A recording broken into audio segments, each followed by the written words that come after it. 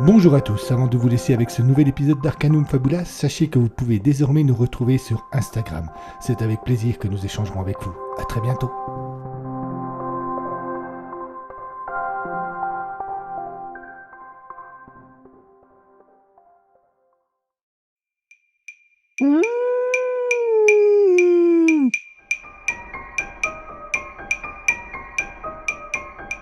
Êtes-vous prêt à voyager des frontières de vos peurs aux limites de vos rêves, à rencontrer des mythes et des légendes, des diables et des anges, à vous laisser conduire sur les chemins de l'étrange? Arcanum Fabulas. Saison 4.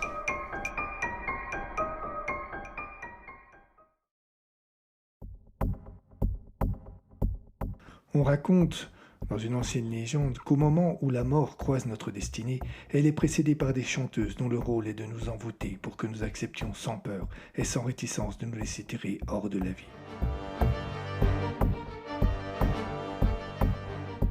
Ces chants presque magiques que nous entendons au moment fatal permettent à la mort d'approcher sans que nous la remarquions.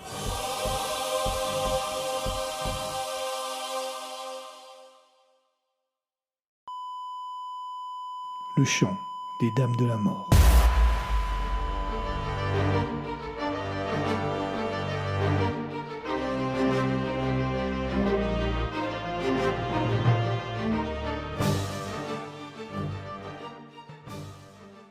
Épisode 12. Train de Wolfenberg, partie 2. Deuxième jour. Le soleil ne s'était pas levé ce matin sur Wolfenberg. Tout juste une lumière grise avait fait son apparition entre les flocons de neige qui continuaient à tomber. Il était tôt dans la matinée et pourtant la quarantaine d'hommes que comptait le village s'entassaient dans le café.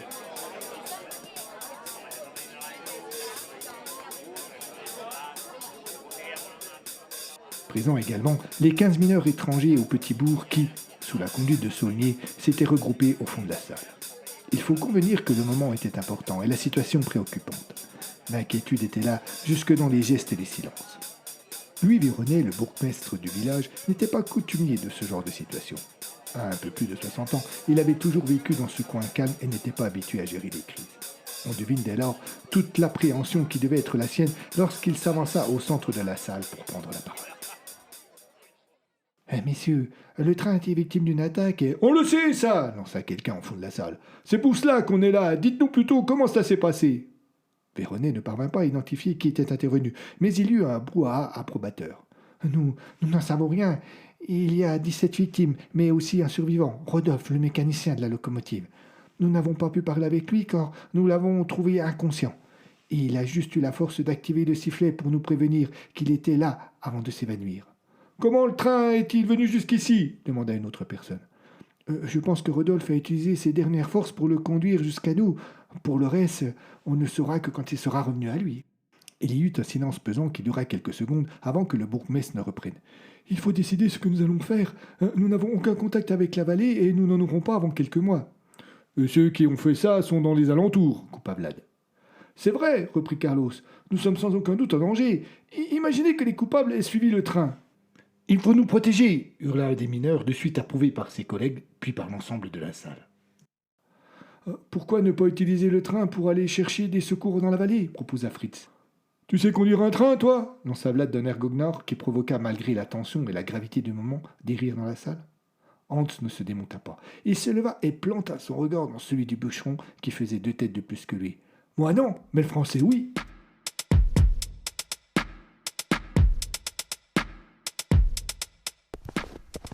Vladimir ouvrit la marche d'une bien étrange procession.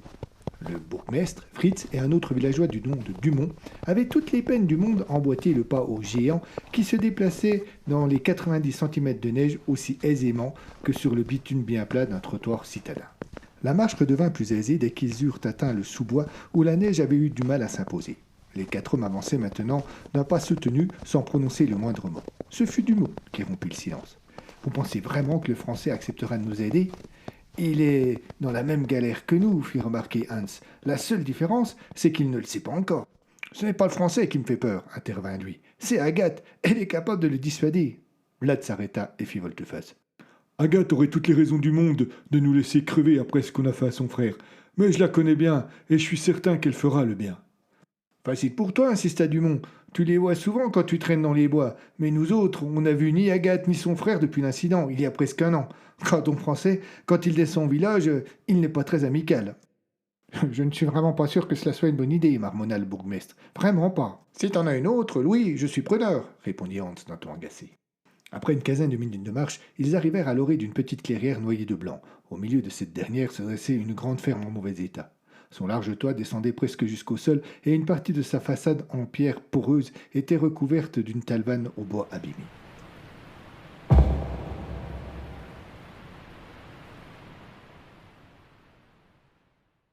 Aucun signe de vie. Les quatre hommes s'arrêtèrent et contemplèrent le lieu en hésitant. Puis Vlad reprit la marche et tout le groupe le suivit. La porte de la ferme s'ouvrit avant même que les nouveaux venus ne l'atteignent. Une jeune femme d'une trentaine d'années apparut et se planta devant la maison, les bras croisés. Sa robe noire stricte et ses longs cheveux foncés attachés en chignon austère, elle lui donnait un air sévère que venait adoucir un très joli visage aux traits fins et aux yeux d'un vert chaleureux. « Salut, Agathe !» cria Vlad avant même de l'avoir rejointe. « On vient voir le Français !»« Tu es le bienvenu, Vlad, » répondit la jeune femme, « mais les autres n'ont rien à faire ici. » Le bûcheron lança un regard à ses camarades, et Dumont prit l'initiative. Il fit quelques pas encore dans la direction de la ferme et s'arrêta comme s'il avait peur que son geste fût pris pour de la provocation. « Agathe, je comprends que tu nous en veuilles, mais je te jure que l'heure est grave. Il en va de notre vie à tous. »« Je t'en supplie, vous nous avez fait assez de mal comme ça. Ne vous moquez pas de moi, en plus. »« Il ne te ment pas, Agathe, intervint Vlad. Je te jure que ce qui s'est passé nous met en danger. » Agathe se tut un court instant. De son regard, elle semblait sonder l'âme des villageois. « D'accord, finit-elle par dire. Il est dans la grange. Vlad, tu connais le chemin. » Le géant acquiesça d'un geste de la tête et se précipita avant qu'elle ne change d'avis. Mais Agathe ne changea pas d'avis. Elle tourna les talons et disparut par la porte qui claqua derrière elle.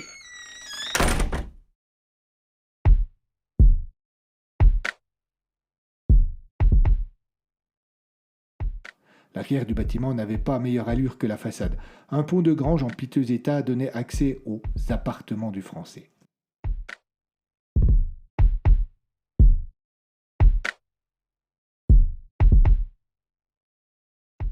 Arrivé au village quelques années auparavant, personne ne connaissait le vrai nom de celui que l'on appelait ainsi. Tout ce dont on était certain, c'est qu'il n'était pas venu là par hasard, mais pour fuir la Première Guerre mondiale, l'horreur des tranchées et la peur du Boche qui attend en face avec la mitrailleuse.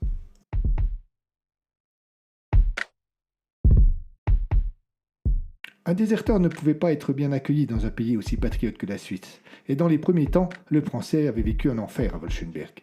Mais on lisait dans son regard que cet enfer était toujours plus supportable que celui qu'il avait connu sur le chemin des dames.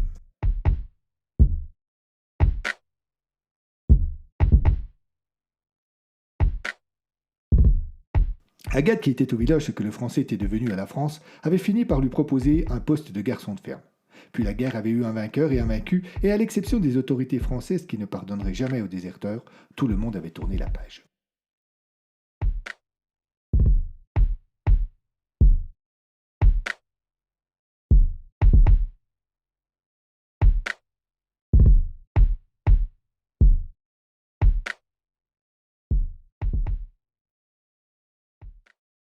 Hans frappa à la porte de la grange, mais n'eut pas de réponse. Il insista. Un homme de taille moyenne, aux cheveux grisonnants, sortit du bâtiment. Il portait une chemise blanche et les prémices d'une barbe poivre et sel.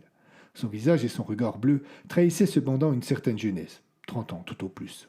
« Salut Vlad. Hans, messieurs. »« On a besoin de toi, expliqua le bûcheron. »« Mon Dieu, s'exclama le Français avec un large sourire amusé.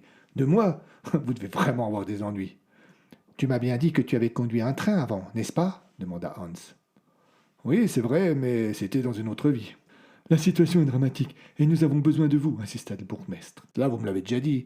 Donnez-moi davantage de précision. »« On peut entrer ?» demanda Hans en montrant la grange. « Bien sûr. » L'endroit était sombre et habité par 3 vaches et un âne qui semblaient vouloir protéger les réserves de foin entreposées là. Plus loin, des petits cris sortaient de quelques clapiers fixés contre le mur. Au fond, séparée de cette bien pauvre arche de Noé par quelques planches mal jointes, une pièce meublée d'un lit, d'une table, de 3 chaises et d'un grand coffre accueillit le petit groupe.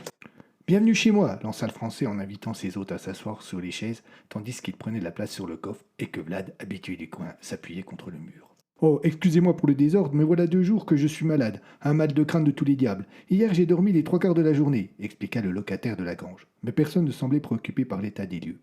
C'est Hans qui expliqua ce qui les amenait, l'arrivée étrange du train, la découverte du cadavre et le besoin d'aller chercher du secours.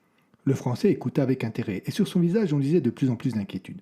Lorsque Fritz se tut, il garda un long moment de silence qu'aucune des personnes présentes n'osa interrompre. Oh, ceux qui ont fait cela ne vont pas en rester là, finit-il par dire. Je comprends et je partage votre inquiétude. Vous pouvez compter sur moi, mais j'ai une condition. Dis, le Français, tu crois vraiment que c'est le moment de négocier alors que nos vies sont en jeu demanda Dumont un peu agacé. Oh, ce n'est pas une négociation. Je ne veux pas laisser Agathe et Alain ici, loin du village et sans protection. Monsieur le bourgmestre, si vous voulez vraiment que je conduise ce train dans la vallée, pour aller chercher du secours, vous trouverez une chambre pour les loger à Wolfenberg. Aucun problème pour moi, répondit le premier magistrat du village, qui semblait soulagé qu'il n'eût que cela comme condition. Mais croyez-vous qu'Agathe et son frère accepteront? Nous n'avons pas les meilleures relations du monde et... Ça, coupa le Français, je m'en charge. J'espère seulement que ce mal de crâne va se calmer.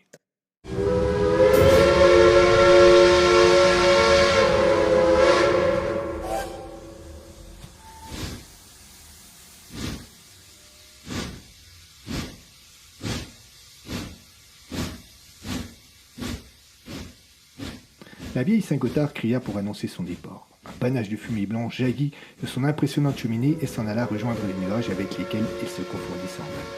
Le Français avait pris les commandes et demandé à Vlad de l'assister. On avait décroché les wagons juste derrière le tendeur et la locomotive comme libérée démarra lentement. Sur le quai, plusieurs personnes qui étaient venues assister aux préparatifs eurent l'impression qu'ils étaient en train de jeter une bouteille à la mer. Après le départ du monstre et jusqu'à son retour, ils ne pourraient compter que sur les fusils des hommes du village pour les protéger. On avait pris des mesures de sécurité, organisé des tours de garde, barricadé certaines maisons et préparé de grands feux pour la nuit afin de ne pas laisser aux éventuels agresseurs l'obscurité pour allier. Il n'y avait plus qu'à attendre.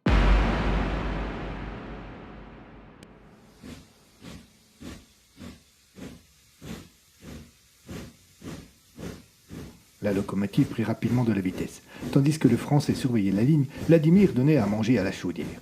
Le bruit était assourdissant et étrangement régulier, marqué principalement par le frottement des roues sur les rails. Dès qu'ils se penchaient à l'extérieur de l'habitacle, les 2 hommes étaient assaillis par le froid. La machine avança sur une bonne dizaine de kilomètres sans le moindre problème. Puis, alors qu'elle entamait une descente un peu abrupte, le Français fut comme pris de panique. Il se précipita sur une des manettes et tira à lui avec force. Un crissement aigu se fit entendre, et la locomotive freina. Vlad jeta un coup d'œil, surpris à son coéquipier. « La voie, regarde la voie !» lui dit ce dernier. Le bûcheron posa sa pelle et se pencha à l'extérieur. À 15 mètres d'eux, les rails avaient été détruites. C'est avec la peur au ventre que les 2 hommes descendirent du train pour aller voir ce qui s'était passé. La forêt qui cernait la voie à cet endroit n'était en aucun cas un gage de tranquillité. Elle offrait une multitude de cachettes pertinentes pour celui qui aurait voulu tendre un guet-apens. Vladimir serrait dans la main sa vieille carabine et scrutait les alentours avec attention. Le Français, lui, ne semblait préoccupé que par l'état de la voie ferrée. Le sabotage avait été consciencieux. Les traverses étaient réduites en bouillie, le rail tordu. L'explosif avait été placé avec une habileté professionnelle. Le Français était bien placé pour le savoir. Il reconnaissait sans hésiter la méthode. « On retourne au village, on n'ira pas plus loin. » Comme il se dirigeait vers la Saint-Gothard, Vlad l'arrêta net en le saisissant par le bras. « Hé, le Français, qu'est-ce qui ne va pas ?»« Rien, répondit ce dernier, avec sur le visage une expression qui trahissait son mensonge. « Dis-moi pas de conneries. Déjà tout à l'heure, quand tu as vu le cadavre dans le train, tu as eu cette expression sur ton visage. Il y a quelque chose que tu ne me dis pas. »« D'accord, mais pour le moment, il faut vraiment que l'on parte. » C'est avec difficulté, comme s'il avait des regrets, que la locomotive partit en marche arrière.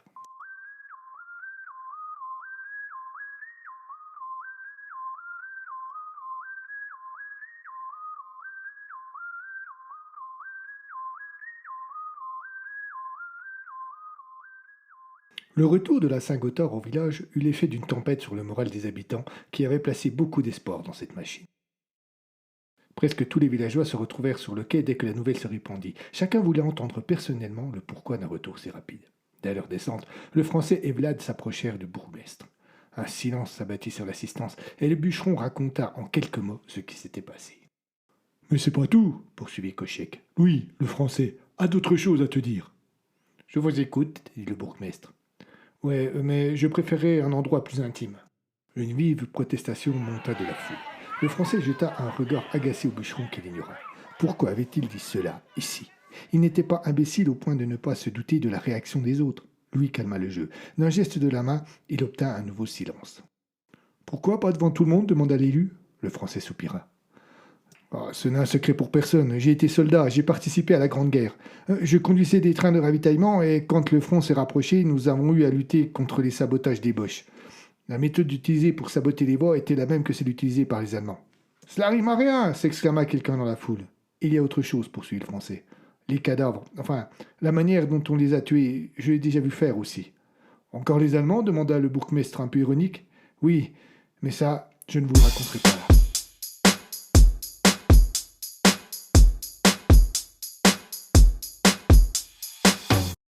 La mairie de Wolfenberg était un tout petit bâtiment de pierre situé au centre du village, une salle commune et deux bureaux.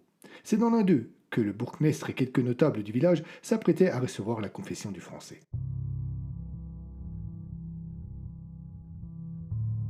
C'était au début du printemps. Les Allemands avaient lancé une offensive et nos troupes, surprises, ne pouvaient que reculer. Et puis, le front s'est stabilisé de nouveau, mais les Boches avaient pris une confiance en eux, et c'est là qu'ils sont apparus. Le Français se tut et s'appuya contre un meuble qui se trouvait devant la fenêtre. La première fois, c'était dans une ferme isolée. Un couple de vieux. Nous les avons trouvés au milieu de leur cuisine, au milieu d'une mare de sang. Dans la région où nous nous trouvions, les cas similaires se sont multipliés. On a très vite compris que des commandos spéciaux de l'ennemi avaient pour mission de semer la terreur dans la population et dans nos rangs. Ils opéraient toujours de la même manière, en égorgeant leurs victimes. Avec le sabotage, cela fait deux coïncidences pour le moins étranges. Vous ne pensez quand même pas qu'il s'agit de soldats allemands? Non, bien sûr que non. Mais deux choses sont certaines. Ceux qui font cela connaissent leur affaire et ils ont pour objectif de nous terroriser. Des discussions naquirent dans la salle. Chacun faisait un commentaire. Le témoignage du Français, s'il n'apportait aucune réponse, arrosait le mystère d'encore plus de questions. Louis fit taire l'assemblée et, avec une énergie qu'on ne lui connaissait pas, reprit la décision la plus importante. Le village allait rapidement prendre l'allure d'un camp retranché.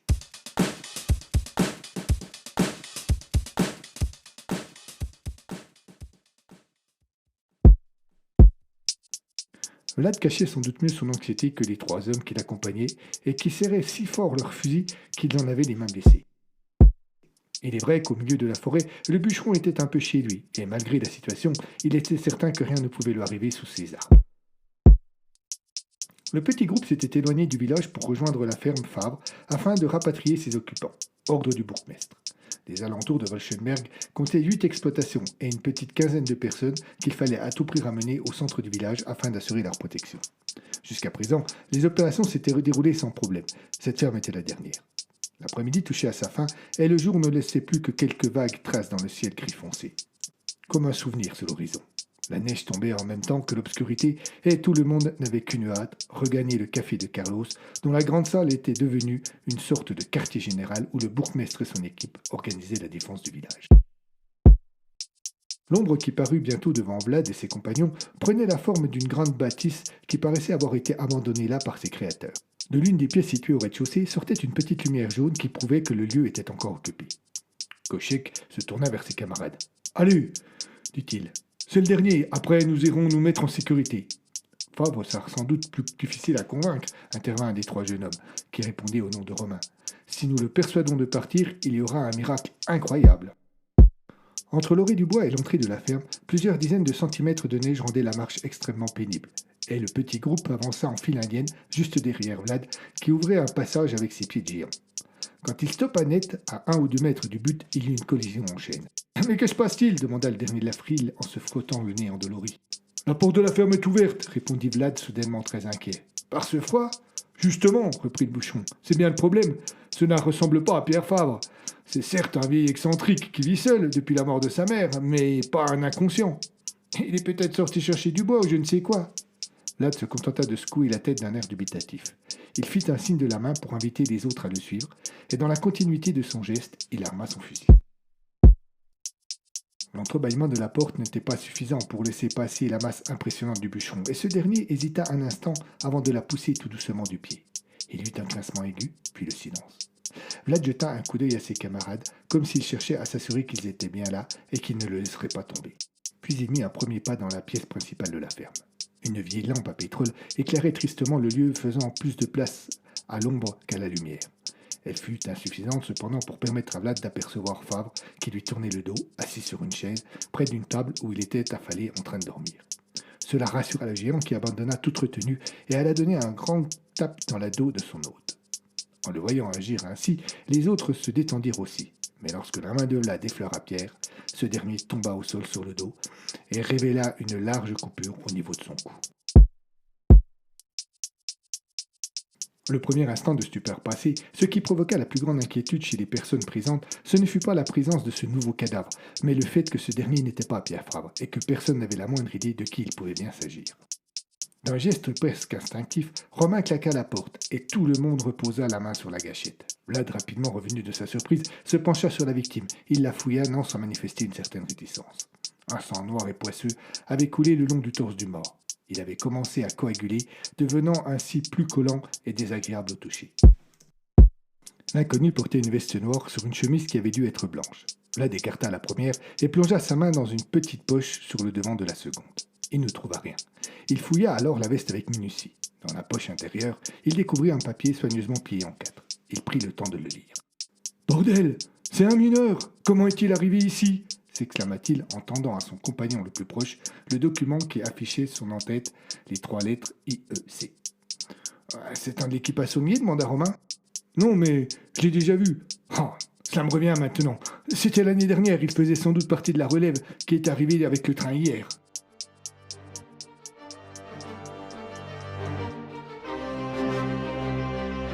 À suivre.